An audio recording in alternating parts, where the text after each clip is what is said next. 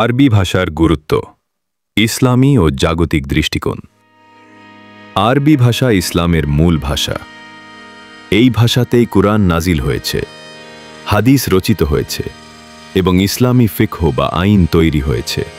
একজন মুসলমানের জন্য আরবি জানা মানে সরাসরি ইসলামের মূল উৎস থেকে জ্ঞান আহরণ করা। নামাজ, দোয়া, তাসবিহ সবকিছুতেই আরবি ব্যবহৃত হয়। তাই এই ভাষা জানা ঈমানী জীবনের সাথে গভীরভাবে জড়িত। যিনি আরবি জানেন তিনি কুরআনের অর্থ বুঝে পড়তে পারেন, হাদিস থেকে শিক্ষা নিতে পারেন এবং আল্লাহর বার্তাকে আরও গভীরভাবে অনুভব করতে পারেন।